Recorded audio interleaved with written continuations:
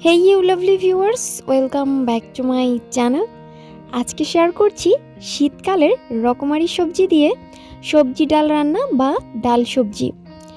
তো আমরা অনেক সময় কথার কথা বলে থাকি যে মাছ মাংসের স্বাদকেও হার মানাবে, কোরমা পোলাওয়ের স্বাদকেও হার মানাবে এই তরকারি। আসলেই এটা যে কতখানি সত্যি কথা, তাহলে যদি আপনারা রান্না না করেন তবে বুঝবেন না যে এই তরকারিটার বেলায় ওই কথাটা কতখানি সত্যি। এই সবজি ডাল রান্নার ভিতরে আমি কয়েকটা টিপস ফলো করেছি, টিপস দিয়েছি এখানে, যা থেকে আপনার মাছ মাংসের স্বাদকেও হার মানাবে। তো চলুন আমরা প্রসেসটা শুরু করি। আর এখনই বলে রাখছি, যারা এখনও আমার চ্যানেলটিকে সাবস্ক্রাইব করেননি প্লিজ সাবস্ক্রাইব করবেন, আর যারা করেছেন তাদেরকে অসংখ্য অসংখ্য ধন্যবাদ। তো আমি যেসব সবজি আমার রান্নায় আজকে ব্যবহার করব সেগুলো আমাদের হাতের কাছেই থাকে, তবুও শীতকালের বললাম এজন্য, শীতকালে এগুলো তরতাজাই পাওয়া যায়, বিশেষ করে গাজর, টমেটো এগুলো। তো আমি এখানে কিউব করে কেটে নিয়েছি প্রায় 1 কাপ, হাফ কাপ করে কাঁচা ঝাল, পেঁয়াজ, রসুন, গাজর, পেঁপে, আলু, টমেটো এগুলো আমি আগে থেকেই কেটে ধুয়ে তারপরে আলাদা করে প্রসেস করে রেখে দিয়েছিলাম।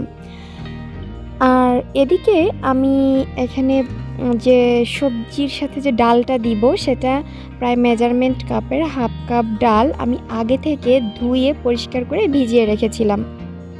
আপনারাও চেষ্টা করবেন আগে থেকে ভিজিয়ে রাখার জন্য। আর এখনই আমি রান্নাটা শুরু করব। তো চুলাতে আমি বড় একটা কড়াই দিয়ে দিয়েছি, একটু বড় সাইজের নেওয়ার চেষ্টা করবেন। আর এরপরে সেই যে ডালটা ছিল, অল্প কিছু পরিমাণে ডাল পানি দিয়ে ডালটা দিয়ে দিলাম আমি কড়াইয়ের মধ্যে। চুলাটা অন করাই আছে।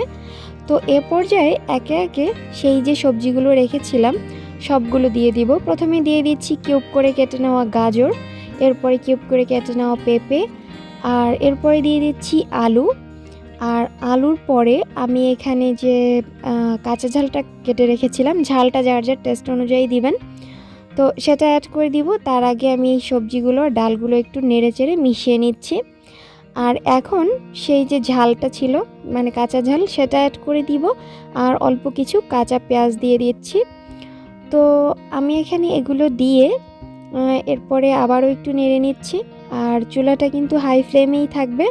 দিয়ে দিচ্ছি কিছুটা হলুদের গুঁড়ো, আর হলুদের গুঁড়োটা একটু বুঝে দিবেন, কারণ এখানে বেশি হলুদ হয়ে গেলে আবার খেতে ভালো লাগবে না। তো এরপরে আমি এটাকে ঢেকে দিব, তবে আমি কিছুটা সময় জাল করে নিব আর কি এটাকে। আর কিছুটা পানি অ্যাড করে দিচ্ছি, সেটাও মেজারমেন্ট কাপের 1 কাপ পরিমাণ পানি অ্যাড করে দিয়েছি। ঢেকে দিয়ে আমি কিছুক্ষণ অপেক্ষা করেছিলাম। আর এ পর্যায়ে আমি ঢাকনাটা তুলে, সবজিগুলো দেখতে ঠিক এমন হয়ে গিয়েছে, আর প্রায় 80% সিদ্ধ হয়ে গিয়েছে। তো এ পর্যায়ে আমি ভালোভাবে নেড়েচেড়ে মিশিয়ে নিচ্ছি। আর টিপসগুলো কিন্তু অবশ্যই আমি দিয়ে আসছি, কিন্তু মুখে বলছি না। যেমন আমি এখানে লবণ ব্যবহার করিনি, তেলও ব্যবহার করিনি, স্রেফ শুধু পানি, সবজি, ডাল আর কাঁচা ঝাল দিয়ে দিয়েছি। এটা কিন্তু ফলো করবেন অবশ্যই। এ পর্যায়ে আমি লবণ দিয়ে দিয়েছি স্বাদ মতো, আর ভালোভাবে নেড়েচেড়ে মিশিয়ে নিচ্ছি। এখন কিছুটা পানি অ্যাড করে দিচ্ছি। আপনারা ঠিক যতখানি রান্না করবেন সেই প্রসেসটা বুঝে, বাট এই তরকারিটা কিন্তু অনেক পানি পানি বা ঝোল ঝোল হবে না, এটা অনেকটা আঠালো টাইপের হবে। তো এখন পানিটা ফুটে উঠেছে, আর এ পর্যায়ে টমেটো দিয়ে দিচ্ছি। এটা আরেকটা টিপস, যে টমেটোটা কিন্তু শুরুতে দিবেন না, টমেটোটা দিবেন আপনি যখন তরকারিটা প্রায় 95% রান্না হয়ে যাবে তখন। তো এখানে পানিটা যখন ফুটে উঠেছে বা ঝোলটা ফুটে উঠেছে, এ পর্যায়ে আমি টমেটোগুলো অ্যাড করে দিয়েছি। আর এখন আমি আরও একটা ইনগ্রিডিয়েন্টস অ্যাড করব। আর তার আগে একটু দেখে নিচ্ছি যে আমার অন্য সব সবজি ভালোভাবে পারফেক্টলি সিদ্ধ হয়েছে কিনা।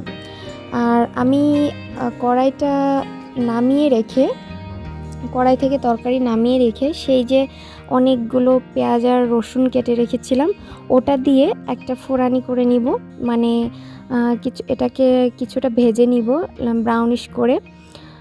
তো আমি এখানে পর্যাপ্ত পরিমাণে তেল দিয়ে দিয়েছি, এটা হচ্ছে সরিষার তেল। আর এখানে আরও একটা টিপস হচ্ছে, এখানে অবশ্যই সরিষার তেল ব্যবহার করবেন, তাহলে দেখবেন আপনার তরকারির স্বাদটা দ্বিগুণ হয়ে যাবে। তো আমি এখানে ভালোভাবে একটু ব্রাউন করে ভেজে নিব। আমাদের যে পেঁয়াজ আর রসুনটা, এটাকে ভালোভাবে ভেজে তারপরে অনেকটা বেরেস্তার মতো করে নিতে হবে। আর এ পর্যায়ে বেরেস্তার মতো হয়ে গিয়েছে। এখন সেই যে তরকারিটা ছিল, মানে আরেকটা বাটিতে যে আমরা ঢেলে রেখেছিলাম, আপনারা চাইলে এটা কিন্তু অন্য একটা কড়াইতেও করতে পারেন, বাট আমি একটা কড়াইতেই করব। এজন্য আমি এ পর্যায়ে তরকারিটা ঢেলে রেখে তারপরে এটা বেরেস্তাটা করে নিয়েছি। এর মধ্যে সেই যে তরকারিটা ছিল সেটা দিয়ে দিচ্ছি। এটাকে বাংলাতে আমরা বলি বাগার দিয়ে থাকি। তো এই বাগারটা তো অবশ্যই দিব, বাট আরও একটা ইনগ্রিডিয়েন্টস অ্যাড করব আমাদের খাবারের স্বাদটা দ্বিগুণ করার জন্য। তো এখন নেড়েচেড়ে মিশিয়ে নিচ্ছি। আর এ পর্যায়ে কিছুটা পেঁয়াজের যে কলি আছে বা পেঁয়াজ বন, ওটা আমি অ্যাড করে দিচ্ছি দেখার সৌন্দর্যের জন্য বা খাওয়ার টেস্টটা বৃদ্ধি হবে এজন্য। তো এ পর্যায়ে আমি যেসব টিপস ফলো করতে বললাম আপনারা অবশ্যই ফলো করবেন, তাহলে আপনাদেরও পারফেক্ট সবজি ডাল রান্না হবে। তো এখন আমি অ্যাড করে দিচ্ছি প্রায় 1 টেবিল চামচের মতো ভাজা জিরার গুঁড়া। এই জিরাটা আমি আগে থেকেই তেলে তারপরে গুঁড়ো করে রেখেছিলাম অফ স্ক্রিনে।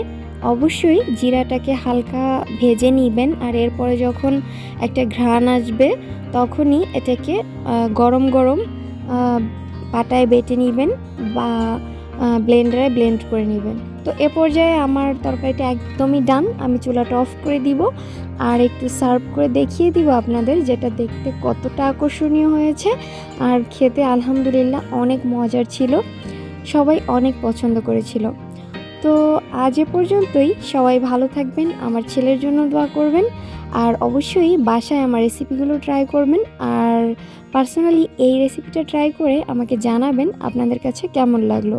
আর আমার ভিডিওর ডেসক্রিপশন বক্সটা সবসময় ফলো করবেন, ভিডিওতে স্কিপ হওয়া সব কথাগুলো ওখানে লিখে রাখি। আল্লাহ হাফেজ।